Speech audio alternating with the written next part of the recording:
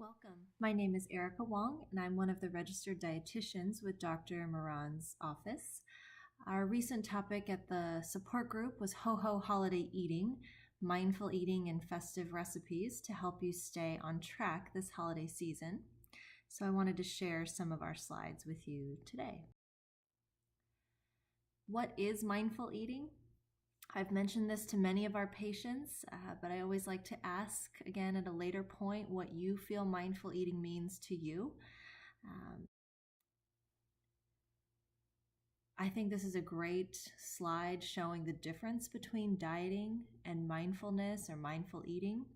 So many of our patients come to the office with the dieting mindset that maybe they've done for years and years, which usually involves restrictive eating or restrictive dieting, guilt, emotional or comfort eating, and kind of this cycle of restricting and then overeating or indulging. And when we move to mindful eating after surgery, we really want to walk away from all of the dieting and that kind of negative mindset of how we look at food. So some of the differences here, I think one of the big ones is the external cues driving how much we eat versus the internal cues with mindfulness. After bariatric surgery, the most important thing that you can do is to listen to your stomach, to your new stomach pouch, and to really learn what it feels like to be hungry and to be comfortably full.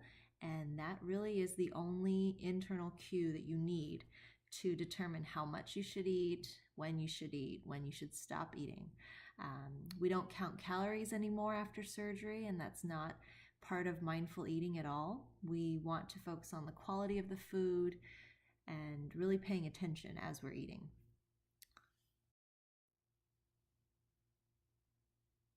So especially around this time of year as we enter a busier, sometimes more stressful holiday season, are we talking about a mind full of thoughts and to-do lists and responsibilities, or are we trying to be more mindful and either draw some boundaries, make to-do lists, delegate, say no, and try to create some more time and some more balance to take care of yourself?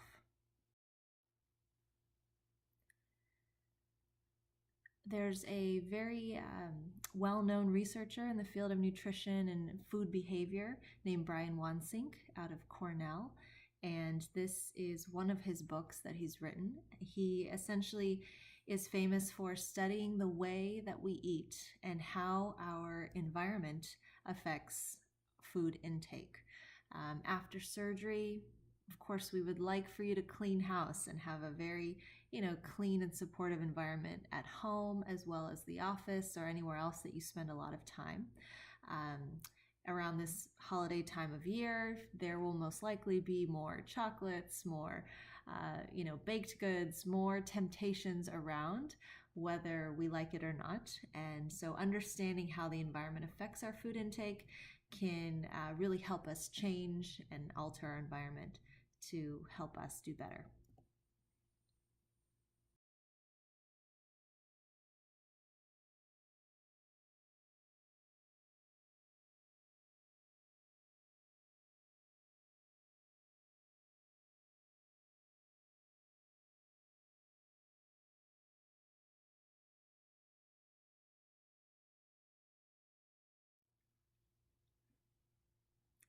There's a number of comics that Brian Wansink has put together based on his research over the years.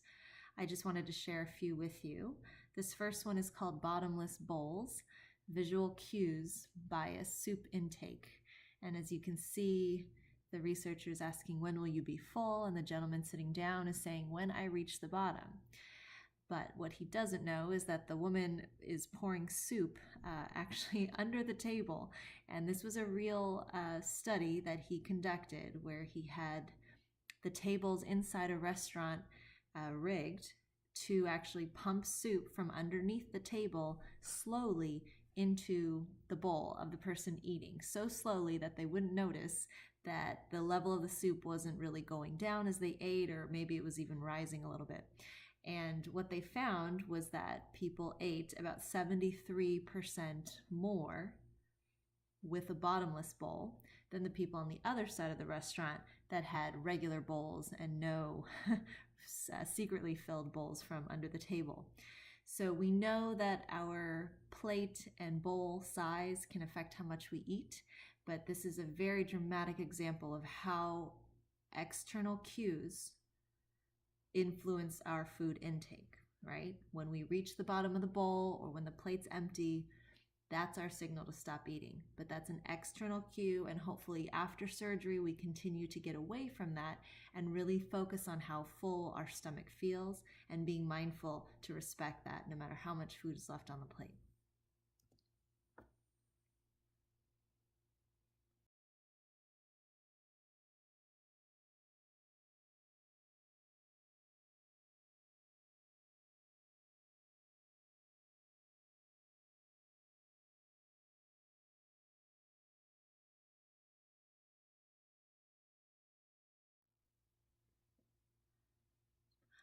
Another one of his studies is about physical separation. If the candy dish is 6 feet away, you eat half as much. And I think this can be pretty powerful in some office settings. There's often a bowl of candy or someone in the office who's got treats out and visible on the table. Again, probably more so around this time of year. So if you can't always control everything about your environment, actually physically being farther from it can really help with that temptation and with decreasing how much we eat.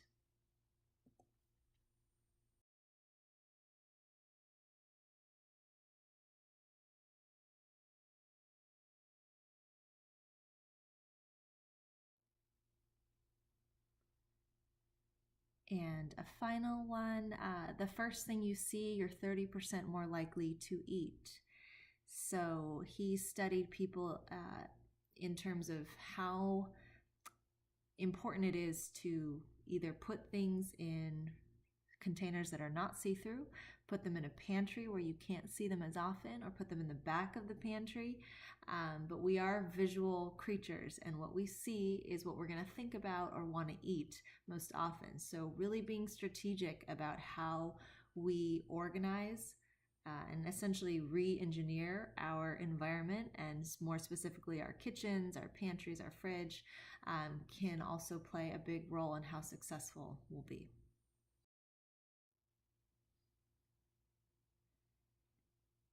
And the last one, people with big bowls and big spoons ate 51% more ice cream. So again, we know the big bowl, big plate theory. When I meet with my patients, the first thing I ask them to do is to downsize their plates. Often many of them already have. And then in a few months, we ask you to downsize your plates again. And even to downsize to child or toddler size silverware, like spoons and forks. Post-op, we know we're going to need to eat much more slowly. We know we're going to be eating a lot less. And obviously having very small plateware and silverware can really help with slowing us down, helping us be more mindful, reminding us to chew the food very thoroughly before we swallow. All things that are really important to help you be the most successful, especially in those early months after surgery.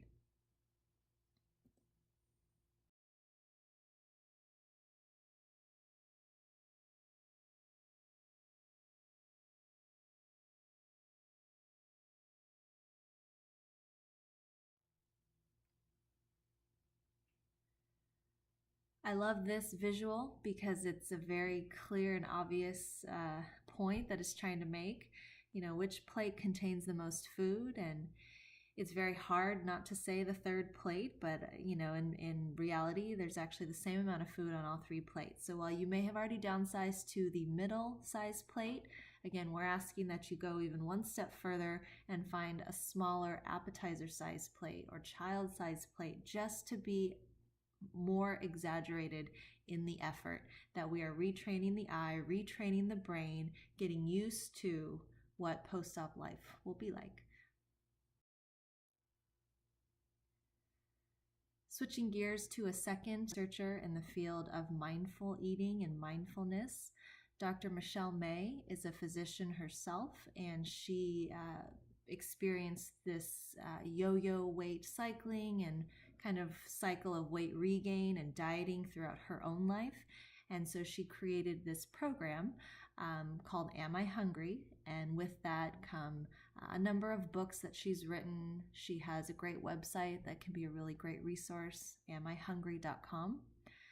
You can subscribe to her newsletter. You can get onto some of her webinars. There's an online support community that you can be involved with.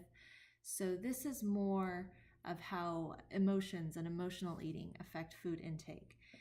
Whereas Brian Wansing's is focusing on the environment, this is more about comfort eating, stress eating, boredom eating, just eating out of habit, habitual eating.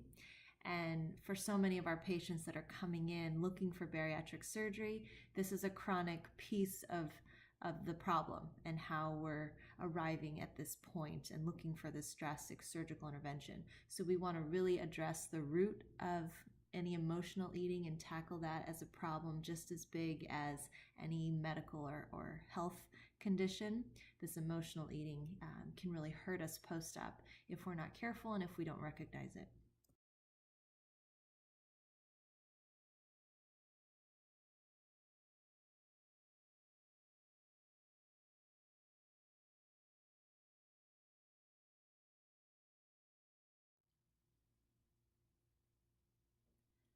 So Dr. Michelle May has her Am I Hungry program. It is targeted for different groups. One of those groups is specifically for bariatric surgery. She's developed this mindful eating cycle, essentially starting at the top there and understanding why you eat. We know we don't always eat out of physical hunger, so what are your real reasons for eating? And they may not be what you think initially, so really being open-minded, really kind of probing, understanding why you eat, when do I eat, obviously what do I eat, down at the bottom, how am I eating?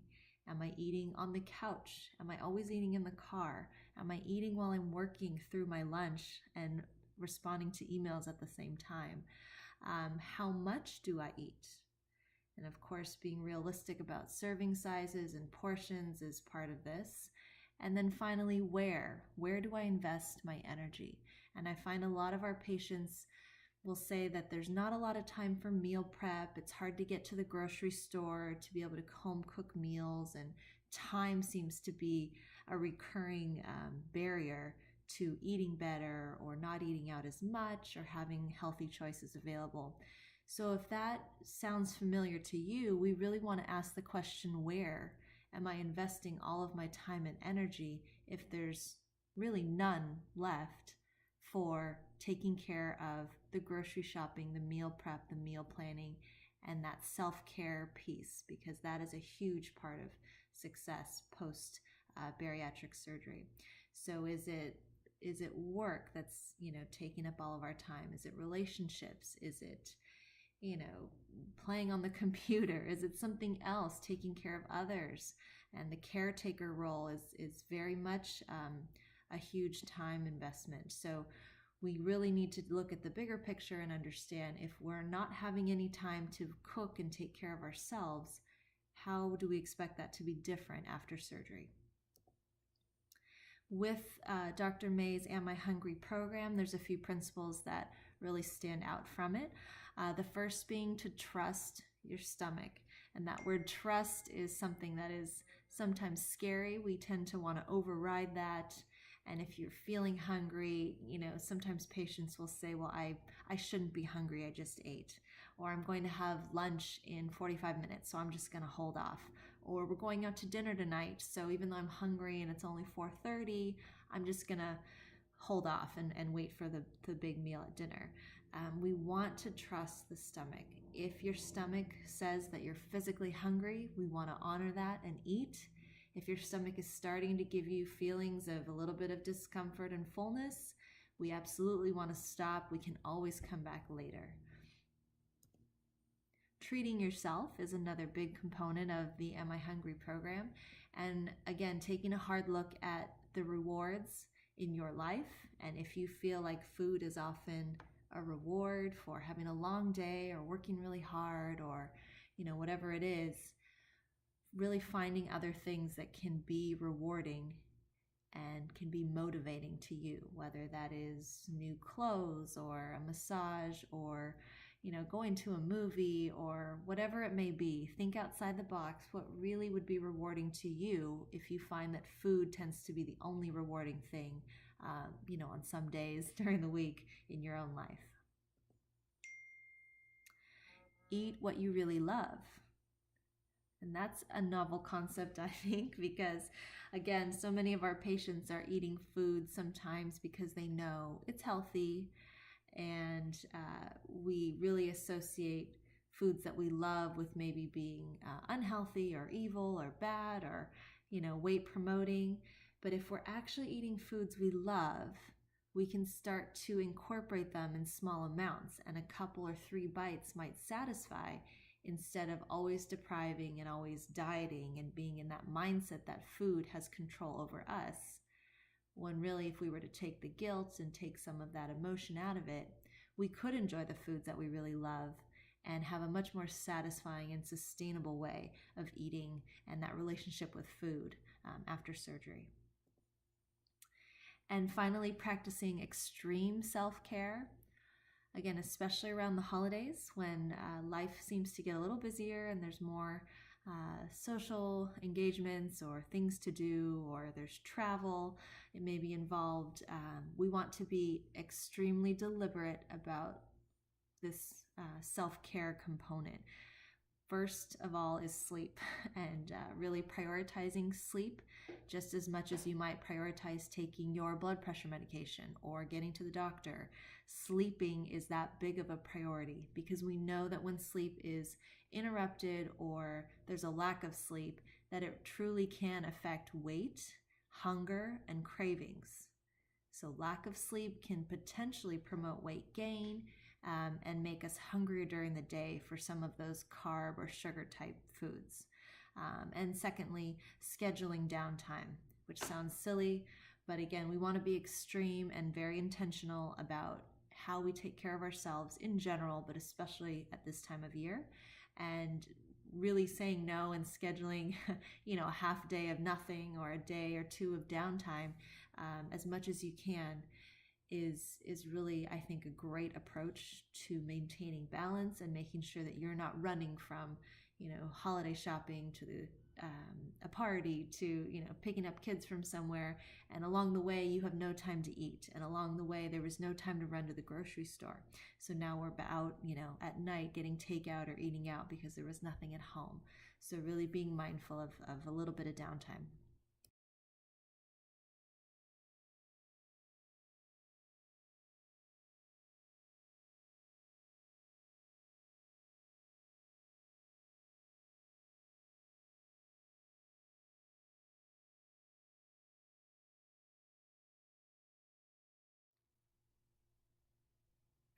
And some simple strategies, again, to help promote mindful eating.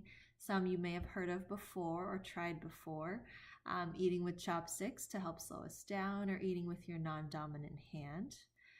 Chewing your food until it's absolute mush, which sounds silly, but that really is a great strategy. And post-surgery, this is one that we will start with definitely in those early weeks after. And probably the most important, in my opinion, is eating without the TV, without a smartphone, without a computer, without a tablet, without any technology or other distraction, to really pay attention to the food in terms of chewing, swallowing, what it tastes like, how full are you, all those types of things. Eat sitting down at the table, not on the couch, not in the car. And putting the proper portions of food on your plate and trying to make the meal last for at least 20 minutes. So the proper portions would start with making half of the plate filled with vegetables. Again, early post-op, you won't do that many vegetables, but if you're still pre-op, that's what we're focusing on. And trying to make the meal last for at least 20 minutes. If you're a fast eater, it's very easy to eat too much because your brain won't get that fullness signal for at least 15 to 20 minutes. So if we inhale our food in 7 or 8 minutes, we're going to later probably feel that overfull, overstuffed feeling that can kind of hit you all of a sudden once your brain's getting that signal. So we just have to slow it down and make sure we're giving ourselves some time.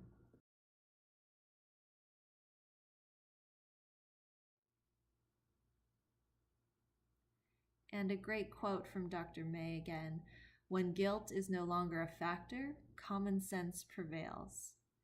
And I think this speaks to a lot of our patients who do feel so guilty after eating, half a cookie or 2 bites of cake or whatever it is. And then we do start that restrictive cycle again and that dieting mindset. So really trying to separate the emotion from the food as much as these next couple of slides are just helping us transition over to the food piece and talking more about cooking and recipes. We start with this image, which is a little bit of turkey, maybe some mashed potatoes, some roasted potatoes, and some salad. And so I like to ask the question, is there anything wrong with this plate, or what would you change about what's on this plate? And the answer mainly is that there's really not a lot of vegetable on this plate. We are really looking for the half plate of vegetables. And while there's some salad, if salad is your main vegetable, it's not that high in fiber, and we want more fiber. So half a plate of salad is very different than half a plate of, roasted cauliflower and carrots or Brussels sprouts. Very big difference in how you're going to feel and how we can keep the weight off after surgery. Again, if you're early post-op, you won't be eating a big plate of food. You won't be eating a lot of vegetables or salads at all. But as we get further out and as that rapid weight loss phase comes to an end, essentially we're moving back toward this higher vegetable plate, food model.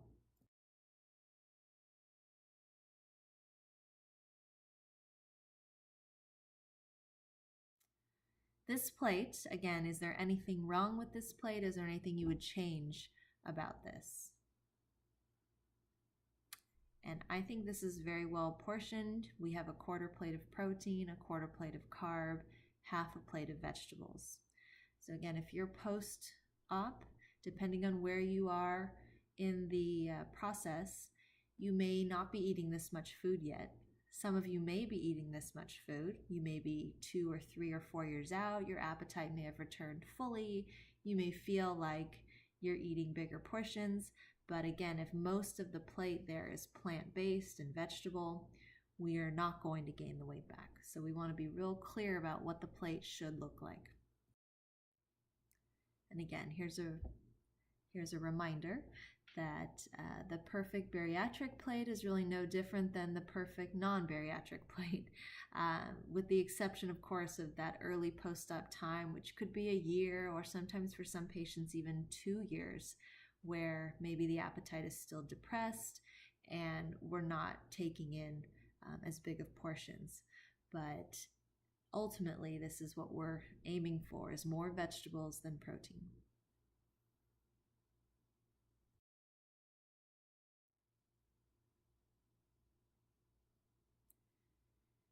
And continuing on with the food piece and cooking, I included some holiday recipes to maybe inspire you or add some variety to your normal holiday menus. We'll start with a cauliflower puree. This is one of my favorite holiday dishes. It looks a lot like mashed potatoes, so you can use it as such, or you can simply serve it as a nice, beautiful, flavorful side dish. The ingredients are pretty simple. We're just starting with a bunch of cauliflower, a little bit of garlic, a little bit of butter, and salt and pepper. So we're steaming the cauliflower florets and the garlic until the cauliflower is extremely soft. We're then going to puree all of the cauliflower and the garlic cloves that are in there with it. We're not adding any liquid to this, just our seasonings, our flavors there, and blending that or pureeing that until it's nice and smooth. So a lot of flavor, a very high fiber, cruciferous veggie, which offers, anti-cancer protection and of course fullness, and it fills up that half plate of the veggie that we're always looking for. So this is definitely one to try.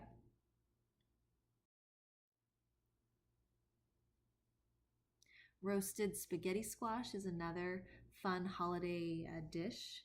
It's usually a little bit unexpected. I don't find a lot of people necessarily will go buy a raw spaghetti squash and cook it. But we would start here by piercing the squash with a knife carefully, about 5 to 7 times all over the squash, and then microwaving the squash, the entire thing, for about 5 to 7 minutes. This softens the squash enough where you can get your knife through it to cut it in half without hurting yourself. As you can see, the squash is opened up. We would scoop out the seeds in the middle section, much like a pumpkin. Drizzle with olive oil, salt, and pepper, and then get those cut side down, roasting in the oven.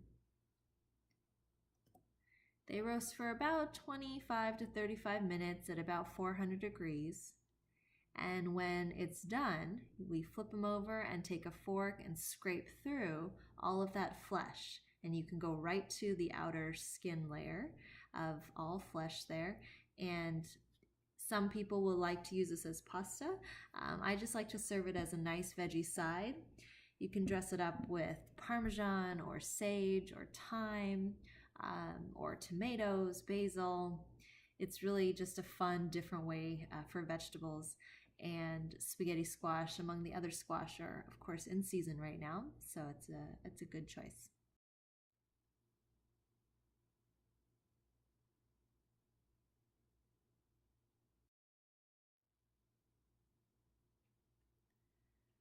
Roasted Brussels sprouts is our next one, and I feel that roasting is probably the best way and the easiest way to cook your vegetables and add interest and flavor.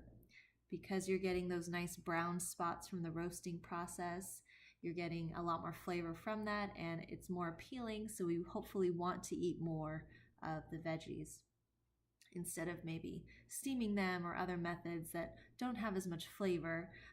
This, I think, is definitely.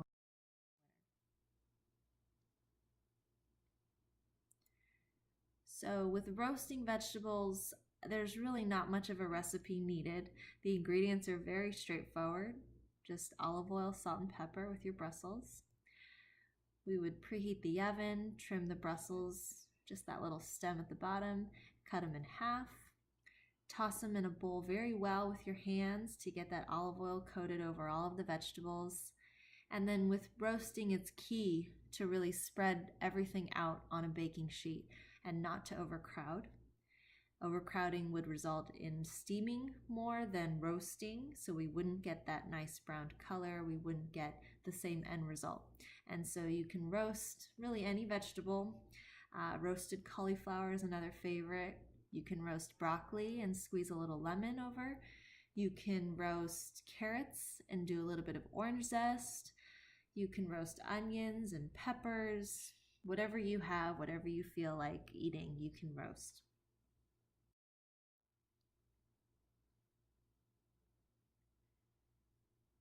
And next is a barley risotto with butternut squash. Risotto is typically made with a white starchy rice called arborio rice. Barley is what we're using instead in this recipe to increase the fiber. Barley has about 6 times more fiber than white rice. So when we do get to the point after surgery to add in those high fiber carbs in small amounts, this would be an example of one that you could add because barley is a high fiber carb.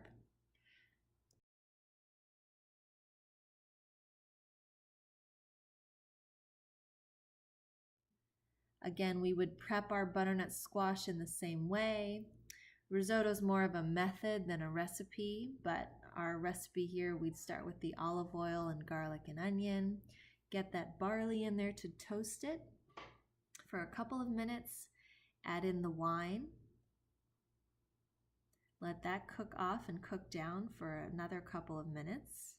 And then start the process of adding that broth in about 2-cup batches and just kind of stirring slowly your risotto, knowing that you might be standing there for about a half hour or so, but really enjoying that process. And as we stir slowly and add the liquid in batches, we are developing that starch in the barley as well. So we end up with a creamy end product.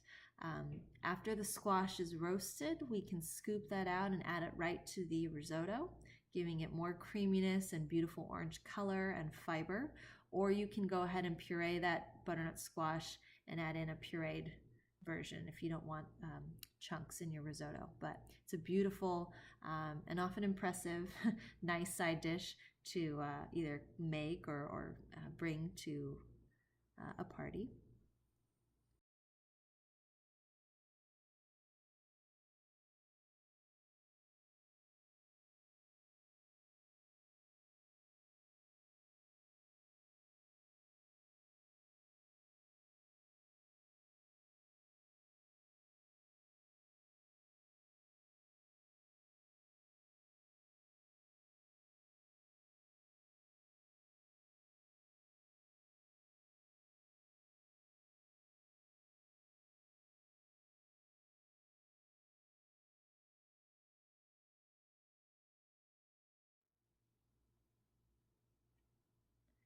And our final recipe is for spiced pecans.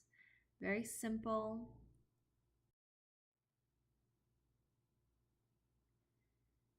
Very versatile recipe as well. This recipe starts with about 4 cups or a pound of pecan halves and doing a little bit of sugar, but mostly our spices with thyme and rosemary, a little salt and pepper, a little optional cayenne for heat, and starting with toasting those pecans to really bring out the natural flavor and the natural oil in the nuts. And then drizzling the oil over the pecans, drizzling the spice mixture oil over the pecans, and either serving that warm or at room temperature. So we know that nuts make a great snack, but this is a way to jazz up the nuts, make it a little bit more special for the holidays and more interesting with the spices and the different flavors in there.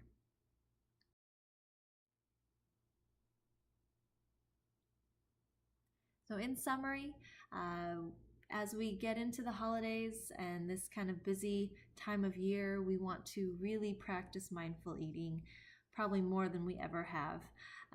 And what mindful eating means to you may be different than what it means to the person next to you. For you, it may mean slowing down. For somebody else, it may mean eating when they're hungry and not waiting 6 hours till the next meal or getting too busy to eat throughout the day. For somebody else, it may be, not working while they're eating. So really looking at what mindfulness means for you. And secondly, getting in the kitchen. So cooking a little bit more maybe than we're used to if you feel like you're one to maybe eat out or not have control over, most of your food choices. A lot of the recipes are very simple, and if you do it a couple, 3 times over maybe a couple weeks period, hopefully you'll find that you just get a little bit more confident about cooking and you won't need recipes as much. And then once you feel real comfortable in the kitchen, it's a lot more fun to play around with different methods, different herbs, different foods, and you can start to build your own little repertoire of kind of go-to dishes and recipes. And I like this quote from Tony Robbins, who's a motivational speaker. If you do what you've always done, you will get what you've always gotten. And I think this is really powerful, especially with bariatric surgery, because this is such a shift in lifestyle and in mindset after surgery. Why not try something different? Because what we've been doing isn't working. So with surgery, it really marks a change in the way that we're going to live and eat. And mindful eating is a huge part of that. If you're not that comfortable with it, if you haven't really given it a good, hard look, why not jump into it? Why not grab a book about it, hop onto amihungry.com, really get involved with mindfulness and the entire approach of how we eat versus what we eat. How we eat is just as important, especially after surgery. And the same goes for getting in the kitchen. Again, if you're not one to cook much or to be that involved in the cooking process, really engage in that. Again, why not? It might be something that really surprises you in terms of how enjoyable it is, or how it can really help your health and really be a part of a sustainable, healthy lifestyle. So I hope you've enjoyed the slides and maybe you can try out some of the recipes. Thanks for listening and happy holidays.